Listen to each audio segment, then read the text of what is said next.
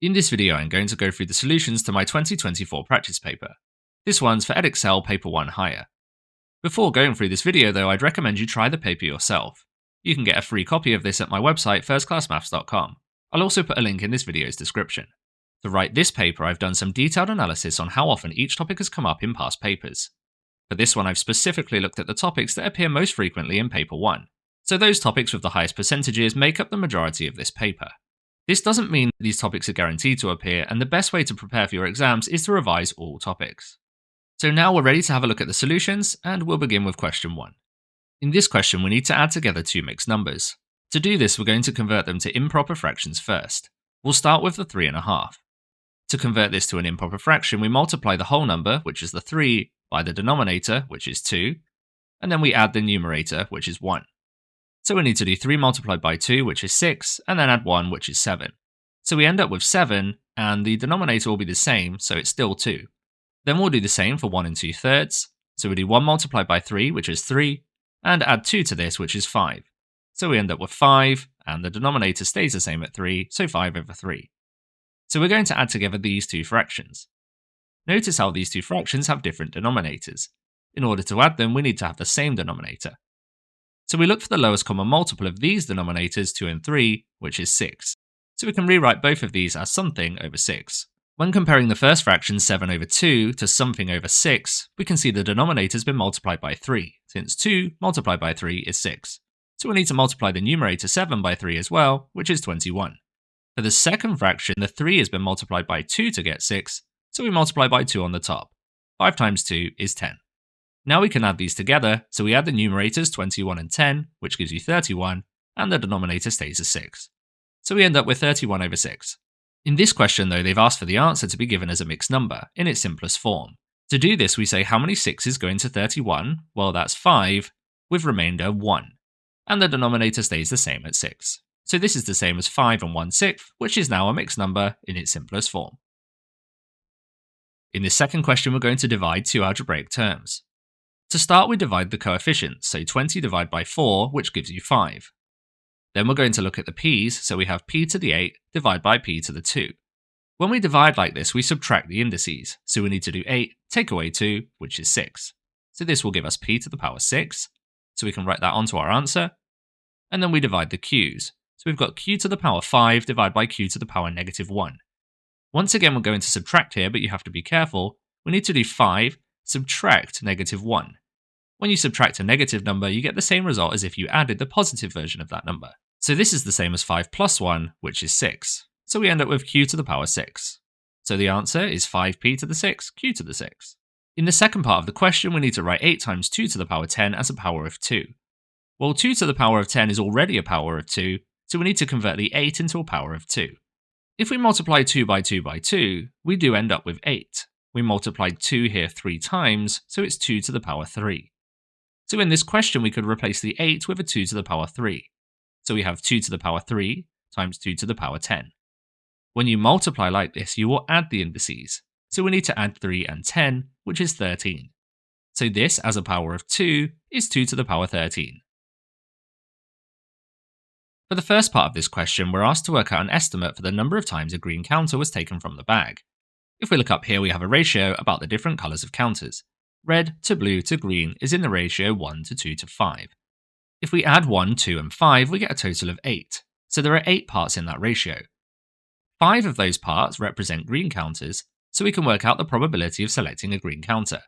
It's 5, since there are 5 parts representing green counters, over 8, since there are 8 parts in total. This would mean that 5/8 of the time we'd expect to get a green counter. But we're going to do this 200 times. So we actually want to work out 5/8 of 200. To do 5/8 of 200, I'll start by finding 1/8 by doing 200 divided by 8, which is 25. Then to get 5/8, I just need to multiply this by 5. So 25 multiplied by 5, which is 125. So our estimate would be 125 green counters. In the second part of the question, we're told that Miles estimates the total number of counters in the bag is 100. We need to explain why Miles must be incorrect. Well, if we return to this ratio at the top of 1 to 2 to 5, there are 8 parts in that ratio. Only one of those parts represents red counters, so if we knew the total number of counters, we could divide this by 8 to get the number of red counters. So if we do 100 counters in total divide by 8, we find there are 12.5 red counters. But this doesn't make any sense because you can't have half a counter. The number of counters must be a whole number or an integer. So we could say that Miles is incorrect because 12.5 is not an integer. In this question, we've been given a number in its prime factor form, 6,845. But we've been asked to express the number 68,450 as a product of its prime factors. Notice how these numbers are really similar. In fact, if you multiplied 6,845 by 10, you would get 68,450. Now we already have the prime factorised form for this number. It's 5 times 37 squared. We can prime factorise 10 really easily, that's just 5 times 2. So to express 68,450 as a product of its prime factors, we just multiply these two together. So 5 times 37 squared times 5 times 2. So now we can go ahead and write the answer. I would usually do this in ascending order, so we'll start with this 2 here, so 2, and then we'll multiply this by the 5s, but there's actually 2 of those, and 5 times 5 could be written as 5 squared, and then we have 37 squared at the end. So the answer is 2 multiplied by 5 squared multiplied by 37 squared. For the first part of this question, we're asked to find the class interval that contains the median. To do this, we first of all need the total frequency, but we're actually given this in the question. We're told there are 25 students. So we take 25 and we add 1 to this, which is 26, and then we divide this by 2, which is 13. This doesn't mean the median is 13, it means the median will be located at the 13th value. So what we do is we look down this frequency column here, and we count up frequencies until we know we've hit 13. So if we start with this first group here, these are the times of 6 of the students. Then if we include this next group as well, we've got 6 plus 6, which is 12 students. So between 0 and 20 minutes, we know there are 12 students, but we haven't hit the 13th. If we add the next group, however, we'll then have 10 more, so 22. So we can now be sure that the 13th time must be in this group here. The interval for this group is between 20 and 30, so that's what we write down as the answer. 20 is less than or equal to m is less than 30. For the second part of the question, we need to work out an estimate for the mean. When we have group data like this, the first thing we need to do is write down the midpoints. The midpoint of the first group, which goes from 0 to 10 minutes, is 5 minutes. Then from 10 to 20, well that's 15. From 20 to 30 is 25, and 30 to 40 is 35. Then we multiply all of these midpoints by the frequencies, and we can write these at the end in an extra column. So 5 multiplied by 6 is 30, 15 multiplied by 6 is 90, 25 multiplied by 10 is 250, and 35 multiplied by 3 is 105. Then if we add up this final column here, we get the total, which is 475, and this represents an estimate for the total amount of time spent on homework by all of the students. Since we're trying to work out the mean, we then just need to divide this by how many students there were, which we knew from the previous part was 25. So we do 475 minutes divided by 25 students, gives you a mean time of 19 minutes. So our estimate for the mean is 19 minutes per student. In this question, we've been told that the cube and the cuboid have the same surface area, and we need to work out the value of w. Since we have all of the dimensions of the cuboid, we can work out its surface area. Let's start with this face here. This face is 2.5 by 7, so we multiply 2.5 by 7, which is 17.5 centimeters squared. Then this face here on the right hand side, well this one's just 1 by 7, so 1 multiplied by 7 is 7. Then we also have this one on the top up here, and this one is 2.5 by 1, so 2.5 multiplied by 1 is 2.5. So we found the area of these three faces. If we add those together, we get a total of 27. But there are 6 faces on this cuboid. However, the faces that we can't see will have the same areas as the faces we can. The back will be the same as the front, the left will be the same as the right, and the bottom will be the same as the top. So to find the total, we're just going to double 27, which gives you 54. So the total surface area of this cuboid is 54 centimeters squared. But we know from the question that this is the same as the surface area for the cube. A cube has 6 faces that are all identical squares. So if we know the total surface area is 54, to find the area of one of these, we could just divide it by 6. So 54 divided by 6 gives you 9. So the area of one of those squares must be 9 centimeters squared. We can then take one of those faces and use it to work out the length of the edges. Since the area of this is 9, but the base and the height are both the same, the base and the height must both be 3, since 3 multiplied by 3 gives you 9. W was the length of one of these edges, so we've now found the answer. W is 3. In this question, we need to work out an estimate for the value of this calculation. When we have an estimate, we don't need to know the exact answer. We're usually going to round these numbers to something a bit easier to work with, typically to one significant figure, but not always. So if we round each of these to one significant figure, 0.413 would actually become 0.4. 0.309 would be 0.3, and on the bottom of this fraction, 0.0051 would round to 0.005. So to find an estimate for the calculation, we're going to find the answer to this instead. To work this out, we need to multiply those numbers on the numerator. 0.4 multiplied by 0.3 is 0.12. And on the bottom, we've still got 0.005. Now, dividing decimals can be a bit tricky, but we can use equivalent fractions to make this calculation easier. Since the number on the denominator here has 3 decimal places, I'm going to multiply it by 1000 to make sure that both of these numbers come out as integers. So if I multiply the top and the bottom by 1000, on the top I've got 0.12 times 1000, which is 120, and on the bottom 0.005 times 1000 is 5.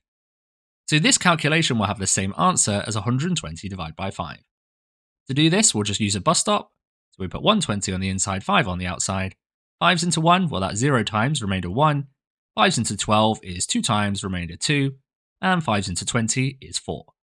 So the estimate for the value of this calculation is 24. For the first part of this question, we've been asked to factorise. When we factorise, we're going to put it back into brackets. This one is a special type of factorisation known as the difference of two squares. You can recognise this because we have a squared here, which is a square, a times a, and 4 here, which is a square number, it's 2 multiplied by 2. When we factorise this, all we need to do is square root the a squared and square root the 4. Square root of a squared is a, and square root of 4 is 2.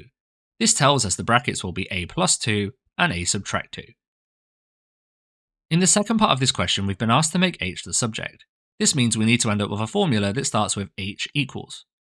So we'll take the formula, and the first thing we're going to do is add n to both sides.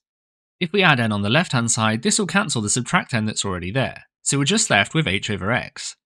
Then on the right-hand side, we need to add n to e, which is e plus n. Now on the left-hand side, we have h over x, which is the same as h divided by x. So we're going to multiply both sides by x to cancel that x on the left.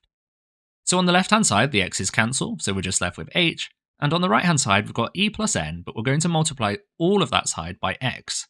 So we could write that as x lots of e plus n. So you can write this as the answer now because we've got h equals, which means h is the subject, so h equals x lots of e plus n. If you wanted to, you're welcome to expand that bracket, but it's not necessary, so you may have ended up with h equals xe plus xn. This is also fine too. In this question, we've been given some equations, and we've been asked first of all to write down the letters of 2 lines that are parallel, and then 2 lines that are perpendicular. To determine if lines are parallel or perpendicular, we want to pay attention to their gradients. If you have a line in the form y equals mx plus c, then the value of m here is the gradient. Now we can see that most of these lines are in that format. The first one is y equals 3x minus 6, and looking at this 3x here, the gradient must be 3. For the second line, we look at this negative 3x here, and the gradient is negative 3. For the next one, we've got 6x, so the gradient is 6. And the next one, 1/3 x, so the gradient is 1/3. For this last one though, we have to be careful. Initially you might think the gradient is 6, but it's not. This 2 here causes us a problem. So we need to write this in the form y equals mx plus c, not 2y. So if we take the equation of this line and divide both sides by 2, on the left 2y divided by 2 is just 1y, and on the right 6x plus 6 divided by 2 is 3x plus 3. So the gradient of this line is actually 3 as well. Now when 2 lines are parallel, they have the same gradient. Since they're never going to cross, they must have the same steepness. So looking at the lines, we can see that this one here and this one here both have a gradient of 3. So the letters representing those lines are line A and line E. Now we move on to the 2 that are perpendicular. When we have perpendicular lines, the gradients will be negative reciprocals of each other. So if we look at line B, which has a gradient of negative 3, the negative reciprocal of negative 3 is positive 1/3. So these must be the 2 lines. You can check if 2 numbers are negative reciprocals of each other because they must multiply to give negative 1. So if we took negative 3 and 1/3 and multiplied them together, we would indeed get negative 1. So the answer to this one is line B and line D. In this question, we can see that Evie's done a sketch of y equals x squared, and we need to write down the thing that she's done wrong. The section of the graph that's incorrect is this part here. This part corresponds to when the x values are negative. And when you square a negative number, for example, -3 squared, we do -3 multiplied by -3, which is a positive 9. But you can see from the diagram here that Evie's sketch has negative x values matched with negative y values. This section of the graph should actually go up above like this. To write this down using words, we could say that when x is negative, the graph should give positive y values. And we could also say that the graph should not go below the x-axis. For this second one, we have a different graph, y equals 1 over x, but we're also trying to find out what's wrong with the sketch. If you look closely at the sketch, you can see that here, here, here, and here, the graph touches or even possibly crosses the axis. When you draw a graph of y equals 1 over x, it will never ever meet the axis. In fact, it should look something like this. So to explain this one, we're going to say that the graph should not touch either of the axes. In this question, we've been given a plan and a front elevation, and we need to work out the volume of the pyramid that it corresponds to. The formula for the volume of a pyramid is the volume equals 1/3 multiplied by the base area multiplied by the perpendicular height. So we need to work out the area of the base and the perpendicular height for this pyramid. If we look at the plan here, we can see that this is 4 squares across and 4 squares up. Since we're told this is drawn on a centimetre grid, we know it's 4 centimetres by 4 centimetres. So we could work out the area of the base by doing 4 times 4, which is 16 centimetres squared. When it comes to the perpendicular height, we can see that from the front elevation here. That's 5 squares up, so 5 centimetres. So the perpendicular height is 5 centimetres. Now all we need to do is put this into the formula, so the volume equals 1/3 multiplied by the base area, which we know is 16, multiplied by the perpendicular height, which is 5. If we start with the 16 times 5, that gives you 80, so we've got the volume equals 1/3 multiplied by 80, and if you do this, you end up with 80 over 3. But this question asks us to give the answer as a mixed number in its simplest form, so we need to turn 80 over 3 into a mixed number. To do this, we see how many 3's go into 80, which is 26, but there'd be 2 remainder, so 2, and the denominator stays the same at 3, so it's 26 and 2/3. In this question, we need to work out the probability that at least one of the counters selected by Rachel is red. To do this, we're going to consider all of the routes across this tree diagram that have at least one red counter. So we're going to start with this route here, a red, followed by a red. Now that one has 2 red counters, but that's still at least 1 red counter. If we went red and then blue, there's still 1 red counter there, so that route's okay. If we went blue followed by red, that also has 1 red counter, so that's okay. We can't have blue though, because there'll be no red counters there. We could have green followed by red, that's got 1 red, and we can't have green followed by blue because there's no red counters there. So there are 4 routes across this diagram we need to consider. Let's start with the first one, the probability of a red followed by a red. To work this out, we take the probabilities from those branches and multiply them together. So the probability of a red from bag A was 1 over 7, and we multiply this by the probability of a red on bag B, which is 3 over 5. To do this, you just multiply numerators 1 times 3, which is 3, and multiply denominators 7 times 5, 35. So it's 3 over 35. Now we'll move on to the second route, which was red followed by blue. So red on the first go is 1 over 7, and blue on the second go is 2 over 5. If you multiply these together, you get 2 over 35. And the next route we did was blue followed by red, and the probabilities here are 2 over 7 and 3 over 5. If you multiply these, it's 6 over 35. And the final route we did was green followed by red, which is 4 over 7 multiplied by 3 over 5, which is 12 over 35. Now that we have all of these probabilities, to get the answer, we just add them together. If you add these together, you add the numerators, 3 add 2 add 6 add 12, but the denominator stays at 35. So the answer is 23 over 35. For the first part of this question, we're told that one of the Year 11 students is selected at random, and we need to use this graph to find an estimate for the probability the student revised for more than 1 hour. Well, 1 hour is 60 minutes, so if we see the bottom axis representing the time spent revising, we can go from 60 minutes up, then we hit the cumulative frequency curve and go across, and read off the cumulative frequency value of 68. Now we're interested in the students that revise for more than 1 hour, so we want the times that are to the right of this 60 minutes. So if we're looking for the students that revise for more than 60 minutes, we actually want to look above this line. We can see that there are 80 students in total because the cumulative frequency stops at 80. Our line ended up at 68, so the difference between these will be how many students are above that line. So if we do 80 take away 68, we get 12 students. This needs to be given as a probability, so it's 12 students out of a total of 80, so the answer is 12 out of 80. In the second part of this question, we need to draw a box plot, and we've been given some information about the lowest amount of time, which was 0 minutes, and the greatest amount of time, which was 98 minutes. We can put those straight onto the box plot by drawing vertical lines at 0 and 98. So one here at 0 and one here at 98. But we need 3 more values to complete this box plot. We need the median, the lower quartile, and the upper quartile. Let's start with the median. Remember from earlier, we mentioned how there were 80 students in this cumulative frequency diagram. If there are 80 students, then to find the location of the median, we can half this. Half of 80 is 40. So we go across from 40 on the cumulative frequency, and then down, and we can read off the time here of 50 minutes. So the median would be 50. For the lower quartile, we go 1/4 of 80. A quarter of 80 is 20. So we go from 20 across and down. This time it's about 45 minutes. Then for the upper quartile, we do 3/4 of 80, which is 60. So we go from 60 across and down, and this one is about 56. All we need to do now is draw 3 more vertical lines, one at 45, one at 50, and one at 56. So like this, and this. Now that we've drawn all of these key values on, we can turn it into the box plot.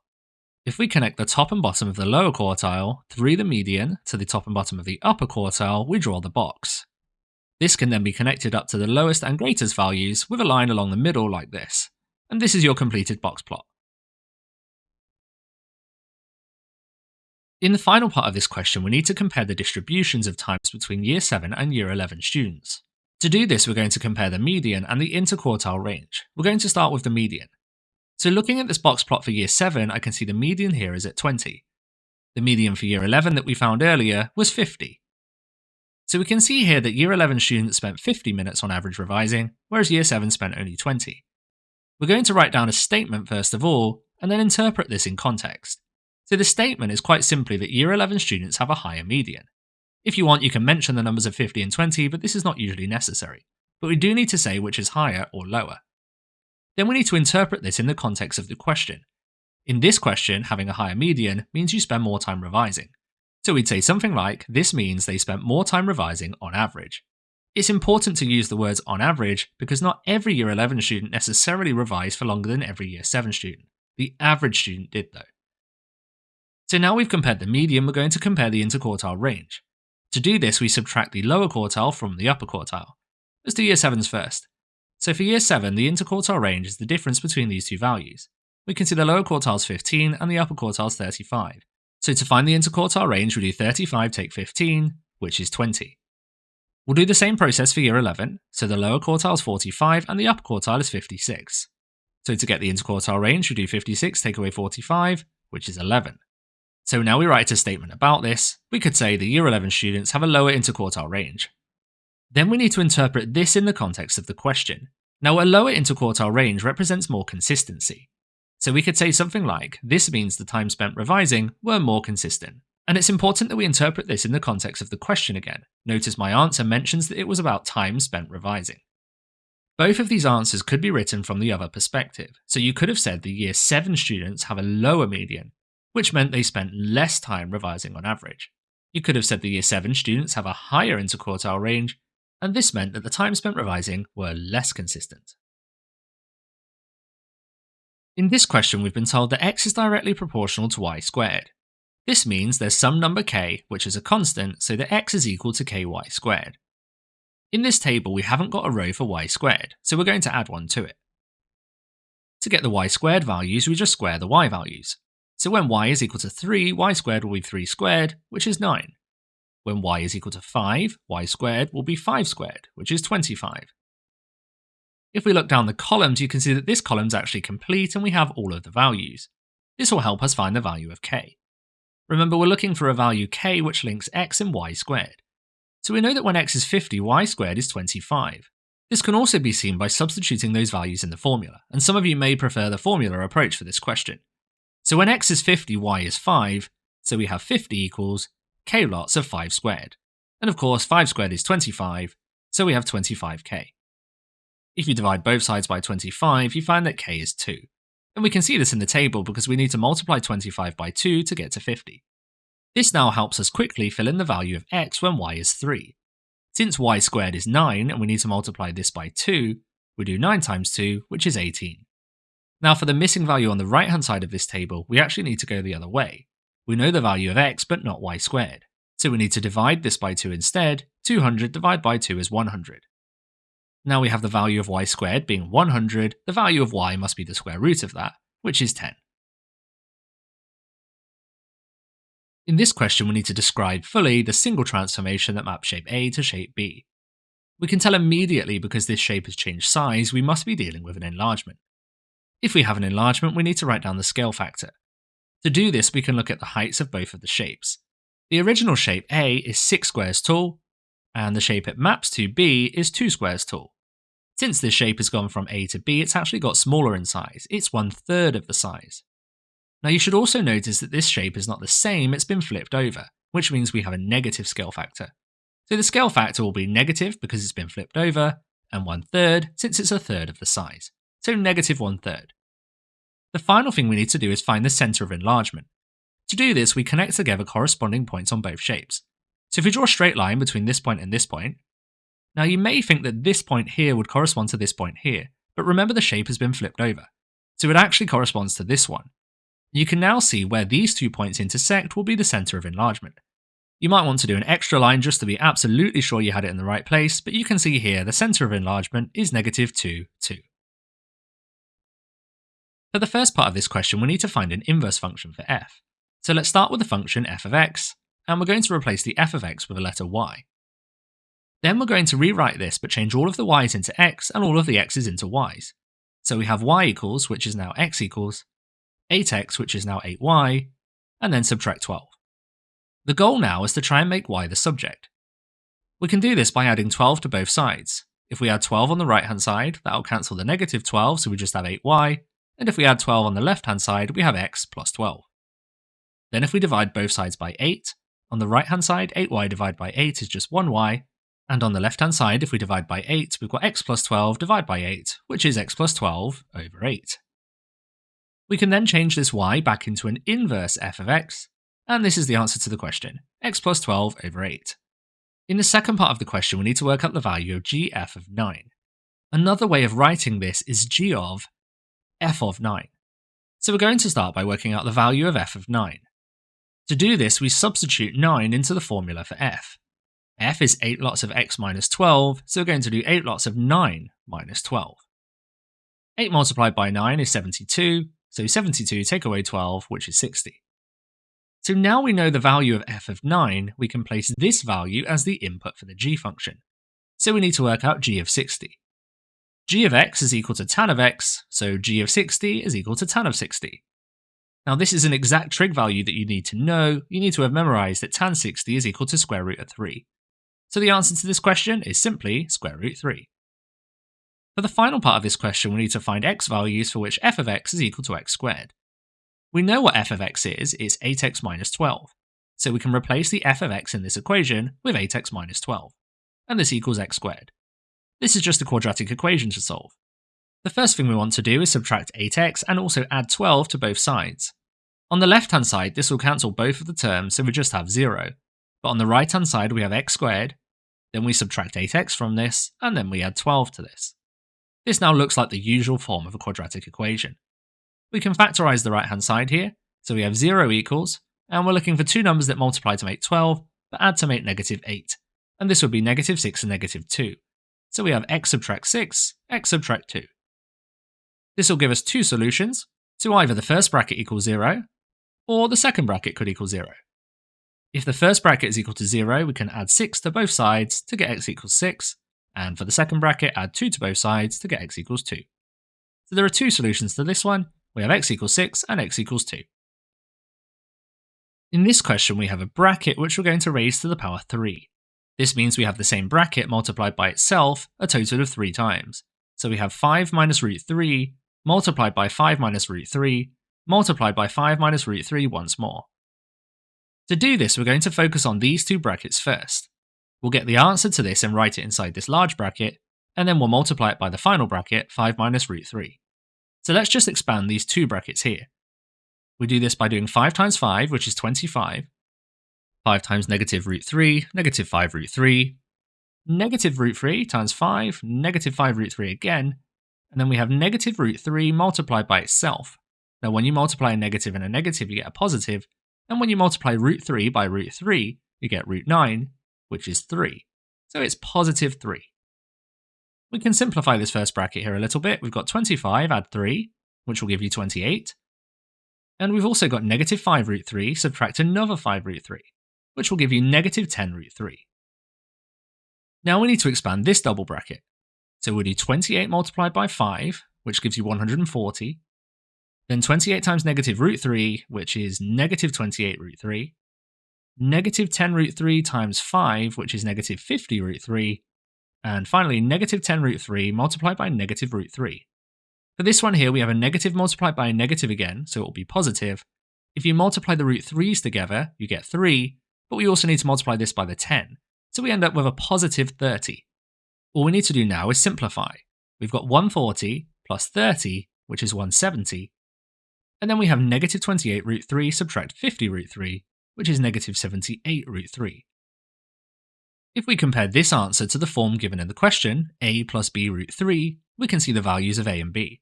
So a must be the constant number, which is 170, and b is the number that's in front of this root 3 here, which is negative 78. In this question, we have a recurring decimal, and we need to write it as a fraction. The first thing to do is say that x is equal to our number, which is 3.515151, and so on. Then we multiply this by 10, so 10 lots of x, which is 10x, and if you multiply this number by 10, all of those digits will move one place to the left. So it will now be 35.151515, and so on. What we want to do next is check if the numbers after this decimal point line up. And we can see here we have a 1 and a 5, so they haven't lined up. So we're going to multiply by 10 again. So if we multiply 10x by 10, we get 100x. To do this, we move all of those digits to the left once more, so it's 351.515151, and so on. Now if we compare the one for 100x and the one for just 1x, you can see all of these digits after that decimal point line up perfectly. This means these are the values we're going to subtract. So we're going to do a subtraction of 100x take away 1x. 100x take away 1x is 99x. Then if we do 351, subtract 3, we get 348.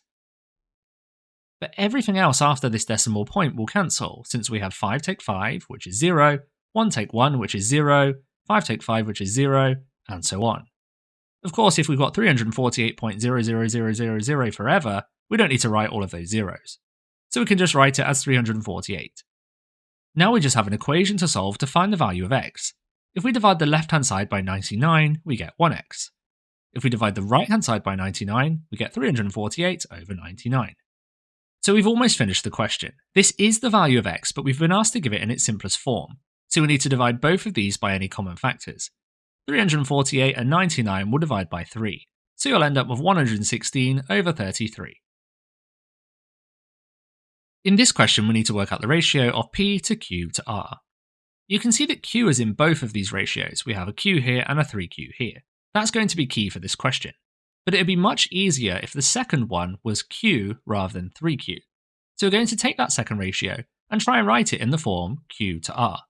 Since nothing's happened to this r in these ratios, we can leave this 7 alone. But the 3q has been divided by 3 to give you 1q. So we're going to divide this 2 by 3 as well to get 2/3. So the ratio of q to r will be 2/3 to 7. Now this ratio doesn't look particularly nice because it has a fraction in it, but we can remove that fraction. If we multiply both parts of the ratio by 3, 2/3 multiplied by 3 will just be 2, since the 3's will cancel, and 7 multiplied by 3 is 21. So the ratio of q to r is 2 to 21. If we now write down the other ratio, p to q is 4 to 5, we can use both of these ratios to make one overall ratio of p to q to r. What we want to do is make sure the value of q in both of these ratios is the same. You can see that in the first ratio, q is this 5 parts, and in the second ratio, it's these 2 parts. The lowest common multiple of 5 and 2 is 10, so we're going to rewrite both of these ratios, where q is 10. So we have p to q is something to 10, and q to r is 10 to something. To get from 5 to 10 here, we've multiplied by 2, so 4 multiplied by 2 is 8. And on the second ratio, to get from 2 to 10, we've multiplied by 5, so 21 multiplied by 5 is 105. Now that we have q as 10 parts in both of these ratios, we can combine them together. So the answer is p to q to r is p to q, which is 8 to 10, but then we have q to r, which is 10 to 105. So the answer to the question is 8 to 10 to 105. In this question, we're going to start by factorising this bracket here. There's a common factor of 10, so we could take 10 out, and it will be 10 lots of y plus 4. Then we have this fraction. In this fraction, we're going to factorise both the numerator and the denominator. Here we have a common factor of 5, so we can factorise out 5, and then inside the bracket would be y squared minus 16. But this part here can also be factorised. You should recognise, like earlier, it's the difference of two squares. This would be y plus 4 and y minus 4, since 4 is the square root of 16. Next, we're going to factorise the denominator of this fraction.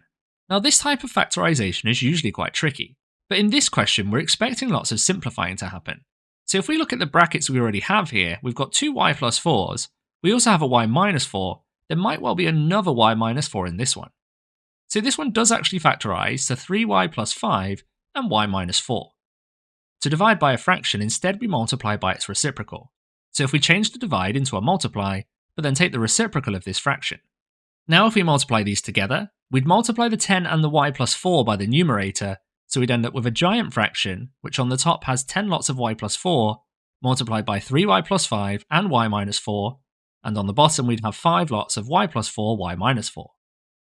Now there's lots of simplifying we can do here by cancelling common factors. We've got y plus 4 and y plus 4, we've got y minus 4 and y minus 4, and we also have 10 over 5 here. 10 divided by 5 is 2. So all we have left here is 2 lots of 3y plus 5. We can expand this bracket, 2 lots of 3y is 6y, and 2 lots of 5 is 10. This question asked us to write it in the form ay plus b. Since we have 6y plus 10, that is in the form ay plus b, we must have finished the question. In this question, we've been asked to find the area of a compound shape. This shape is made up of a triangle and a semicircle. When we come to find the area of the semicircle, we're going to need to know its radius. Notice how the diameter all the way across this semicircle is also the length of one of the sides of the triangle. So we're going to try and find the length of AC first. We're going to do this by focusing on the triangle using trigonometry. If we label the angle that we know, 60 degrees, as capital A and the side opposite that as lowercase a. Then if we label this one capital B and this lowercase b, and the remaining angle capital C and the side, the one we're interested in, AC, as lowercase c. We can then write down the cosine rule, which would be a squared equals b squared plus c squared minus 2bc cos of a. Let's substitute in what we know. We know the value of a, that's 7, so we have 7 squared. We know the value of b, that's 3, so 3 squared. We don't know c, so we're going to have to leave that as c squared. Then it's minus 2 lots of b, but we do know b, that's 3. Then it's minus 2 lots of b, which we know is 3, multiplied by c, which we don't know, so we'll have to write c, multiplied by the cos of a, and the cos of a is cos of 60. We can do some tidying up here, so we know 7 squared is 49, 3 squared is 9, we'll have to write c squared again. Then we've got negative 2 times 3, which is negative 6, and we also need to multiply this by cos 60. Now cos 60 is another exact value you need to know, it's 1/2. So we've got negative 6 multiplied by 1/2, which is negative 3. And we're multiplying that by c, so we have negative 3c. This is now a quadratic equation. Let's get all of the terms on the right hand side. So if we subtract 49 from the left, 49 take 49 is 0. When we subtract 49 from the right hand side, we have c squared, we have minus 3c, and then we do 9 take 49, which is negative 40.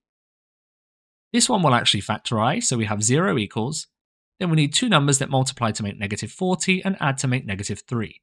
This is negative 8 and positive 5. This gives us two solutions, either the first bracket is 0, in which case c equals 8, or the second bracket is 0, in which case c equals negative 5. Now negative 5 can't be a solution, since c represents the length of the line from A to C, and you can't have a negative length, that doesn't make any sense. So we can remove c equals negative 5, and the actual value of c must be 8 centimeters. So let's put that onto our diagram. Now that we know the length of AC, we can begin to work out the area of the semicircle and the triangle. Let's start with the triangle. We can find the area of a triangle by using the formula half AB sine C. To do this, we'll label the angle in the question as capital C, the side opposite that as lowercase c, one of the other angles will be A, and then the side opposite that lowercase a, and the other angle B, and the side opposite that lowercase b. So we use the formula 1/2 times A times B times sine of C. So in this one, it's 1/2 multiplied by a, which is 3, multiplied by b, which is 8, and multiplied by the sine of c, which is the sine of 60. If we focus on this part here first of all, 3 multiplied by 8 is 24, and if you multiply that by 1/2, you do half of 24, which is 12. So we end up with the area being equal to 12 lots of sine 60. Sine 60 is another value that you need to know. Sine 60 is equal to the square root of 3 over 2. So this is 12 lots of square root 3 over 2, which we could write as 12 root 3 over 2. And if you divide 12 root 3 by 2, you end up with 6 root 3. So the area of the triangle must be 6 root 3. Now let's focus on the semicircle. To find the area of a semicircle, we find the area of the whole circle, using pi times radius squared. The area of the circle then will be pi times 4 squared for this one, since the radius will be half of the diameter. 4 squared is 16, so the area of the whole circle will be 16 pi. To find the area of the semicircle, we're going to take this 16 pi and divide it by 2, since it's half of a circle. 16 pi divided by 2 is 8 pi. So the area of the semicircle is 8 pi.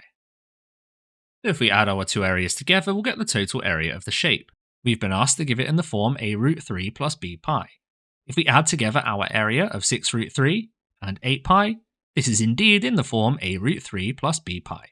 You can see the value of a would have been 6 and b would have been 8.